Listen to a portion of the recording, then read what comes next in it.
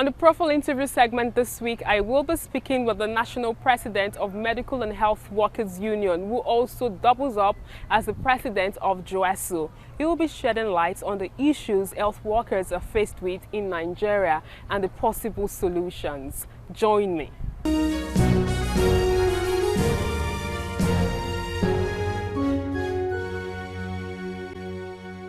It's good to have you on the program. It's a pleasure to have you again.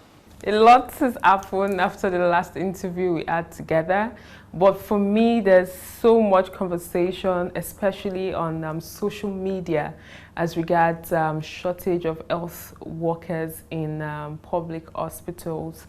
What's your take on this? Well, the social media can be further away from the truth. That's a reality. It's not just shortage, there's gross shortage. Several professional linings, nurses, laboratory, pharmacy, and other technical staff even, like the support staff. You don't have enough. You know, the population is always rising, but employment is not rising like the population. So the ratio always is getting wider and wider. And have you called the government's attention to this? Would you say the government is living up to its responsibility? Well, every time we have issues with government, that is one of the key issues we raise. Just because we know that our members are overworked and they are not paid commensurately. So we always make that complaint. But, you know, government's sing-song has been no money, bad economy. The only difference is that the bad economy never affects, you know, the legislative arm, the executive arm, the top echelon. You know, the bad economy has always allowed governors to fly out and fly in, even with private jets. People go around, but getting people to work is a problem. So moving forward now, talking about poor funding, which is also one of the basic issues that the healthcare sector is, which you represent the workers in that sector. According to the World Health Organization, 13% of every country's budget should focus on the healthcare sector. But in Nigeria, we have we are moving between 3% and 5%. It goes up, it fluctuates between 3.5 and 5.5. What's your take about these? What are the complaints you've had over time from your members? Certainly, we have made this as one of the pivotal things that can make the health system move forward, that can give health to the common man. You see, funding is very important. In addition to our fight, you know, our cries for elimination of corruption in the health system, this is one of our cardinal requests. Funding is everything. But again, when you fund, that fund should go to where it should go. And that's why when we hear some propositions like privatization is the key, privatization is the key. Today, I came across a presentation where they have claimed that over 70% of health service deliverers are in the private sector. So, why do you then want to come and then privatize the few public health institutions? The key is funds. So how would you rate the equipment we have in the hospitals? Would you say they're up to date? I know before now, I've heard so many stories about how the healthcare sector was up to standard in terms of some basic equipment you expect in the hospital, but right now that's not the case. The infant mortality rate has increased. So what's your union trying to do in terms of sensitization, in terms of making sure that there's a paradigm shift in this trend? Well, the third key to making the health services good is fair administration. Administration is one key area that has bedeviled the progress of health services. For instance, before 1985, that era you're talking about, before 1985, when the quality, educational capacity of health workers was not as high as it is today. Today you have professors rolling on professors in virtually all departments. But you can see that the results are not encouraging. One of the key things, in addition to poor funding and corruption, is bad management, right? When things are not fair in the system and there is turbulence every now and then you have to simple. So if we can revert back to what it used to be before 1985, where hospital administrators, okay, or hospital secretaries were holding sway, and every other professional was focusing on his core calling and putting the patient at the center. You see, that is the only time. But where you have called out some professionals that we lack even to become managers of the system, something they are not supposed to be, and then everybody is racing against time to get the chunk of funds that are the scarce funds that are available, then you can't get better indices. Nigeria, at that time, was the health hub. The health tourism was inwards, unlike today that it is outwards. You know, we had hospitals like UCH and other hospitals that were ranked among the best in the Commonwealth. You know, the educational capacity was not as high as that, but because management was okay, and there was harmony. Once the management is right, harmony, you know, is enshrined, and that is the growth. From my observation, there seems to be intimidation from the side of the federal government when it comes to answering issues that affect workers. This takes me to the last strike that your union initiated and participated effectively. I'm concerned, what is it about the no work, no pay policy? Because I know in your union, those that participated in the strike are yet to be paid. Is this not a way of undermining the effect, the role of the union? Thank you for that question. I think if I say you are a soothsayer, I think I will not be far from the truth. You just put it very apt. The essence of no work, no pay is a tool to intimidate workers so that workers will not ask for their rights, right? That is another way of re-establishing slave labor. Re-establishing slave labor. Government will be quick to say, oh, it is a law. It is a law.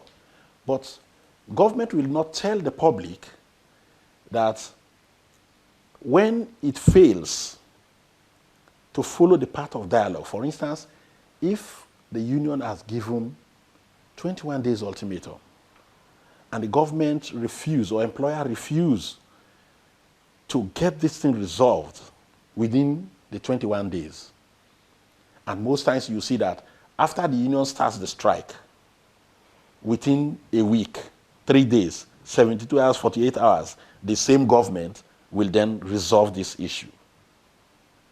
So what took them, or what prevented them from resolving this issue within the 21 days ultimatum? That's the question.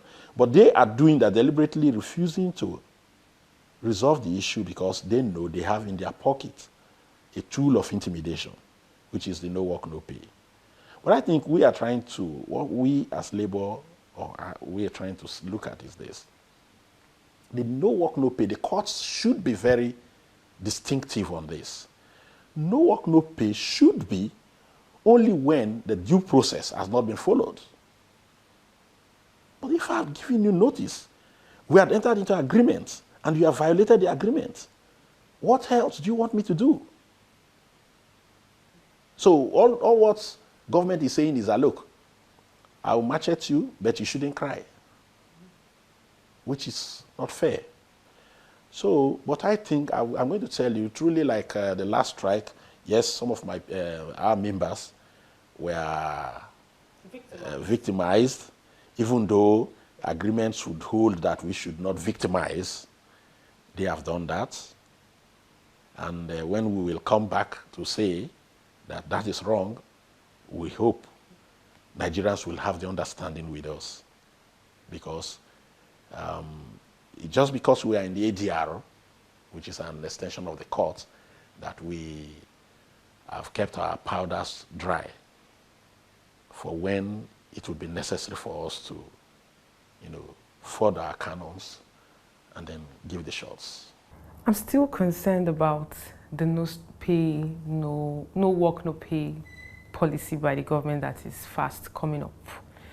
Because as an individual, I've observed over time that strike seems to be the only language our government is interested in. What do you foresee if this continues? Well, the no work, no pay application of government is only to embolden us. We have other options, but we feel that those options may be too confrontational. We can start protests for 30 days. Street protests. It's our right. That's another option. So if you say, okay, you want to use no work, no pay as a tool of intimidation and so as to reenact slave labor, slaves will be on the streets. That's the truth. And it is for the government to choose between,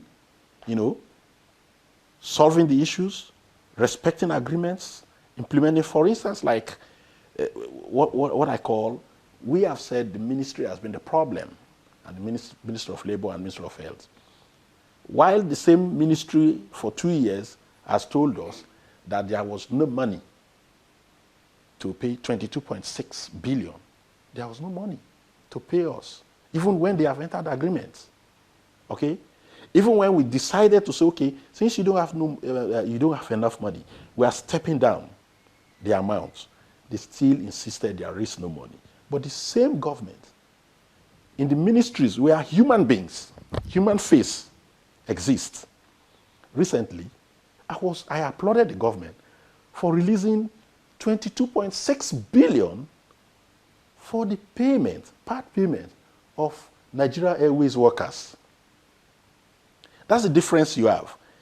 In the health sector, those who govern the health sector believes in creating walls, creating turbulence, so that they can use it to achieve what they are actually gunning for. Privatizing the public health institutions at peanut giveaway prices, and then go and acquire them to themselves, and then make them expensive for the millions of Nigerians to be deprived of it, just like they have done, experimented with some. You're part of the NHIS board. Yeah. And the NHIS boss, Usman Yusuf, was suspended recently. And we all know that there are so many things happening in NHIS when it comes to the management of workers' health and also Nigerians in general. He's been suspended before, he's now suspended. What's the possibility that he won't be reinstated just the same way he's been reinstated before now? Well, I think if you ask me, I am sure the President and Commander-in-Chief will not be deceived twice. If a man marries and divorces his wife, and he marries another second one and he divorces her, then the problem is with him. The problem is not with the women. That's the truth of it. So I'm very sure at that time, when the minister suspended him, it could be looked upon that, okay, the minister is far away and he doesn't know what he was doing. But here is a board that the ES has chosen to disrespect at all times. Board decisions, he will choose to implement or not to implement. Severally. And he forgets that just as the president appointed him to be ES, so the president also appointed members, chairman and members of the board. So the council And on the hierarchy, the council is superior to the ES. So, while we were trying the much we can at the council level not to micromanage the scheme, to allow him the free hand to do what he wants to do, he was now trying to macromanage us. He was making us to be subordinates by disrespecting or refusing to comply with board decisions. He's a member of the board, and he's the ES. Now, if board sits and takes a decision, it is his place to implement. It's more than 3 months. Joesu called off, suspended Yes. its strike. Is there any update when it comes to the issue, one of the main issues, which is CONHENS, upward adjustment of CONHENS? Is there any updates? Is there anything we should be expecting? I know the matter is in court, but what message do you have for your members as regards the reason why they went on strike previously? Well, like you rightly pointed out, the matter is in the court. The ADR is an extension of the court, and we wouldn't want to be charged for sub judice and other aspects. But be that as it may, I will tell my members, I will first thank them for their patience, for their understanding that the ADR that originally should have been 6 weeks have gone beyond, well beyond 6 weeks. Because initial start would have been 21 days and then another additional 21 days. But for certain circumstances, it has gone well beyond the 6 weeks. I want to thank my members for their understanding and their love for this country. And I will as well believe that the government will also reciprocate appropriately.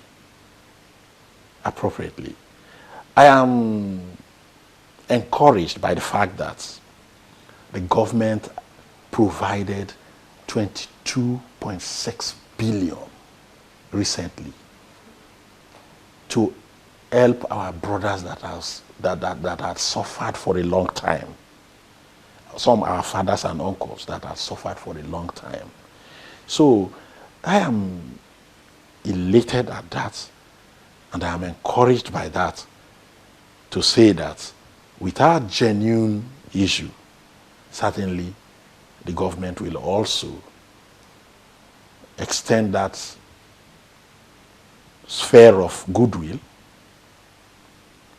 that article of goodwill, to the other health workers, since they have equally done same to our own brothers in the same industry.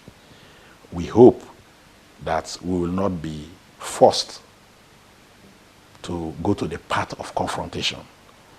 Maybe some persons might be celebrating that they have used no work, no pay to intimidate our members, and that our members have lost the strength and appetite or ability to spring back when the time comes. But I think even if they have got some soothsayers or prophets that have told them that, that's going to be the worst belief they will sleep with. And I'm going to tell you that our members are very, very ready if challenged to the ring for a fight. It's good to have you on the program. And it's a pleasure once again. Thank you.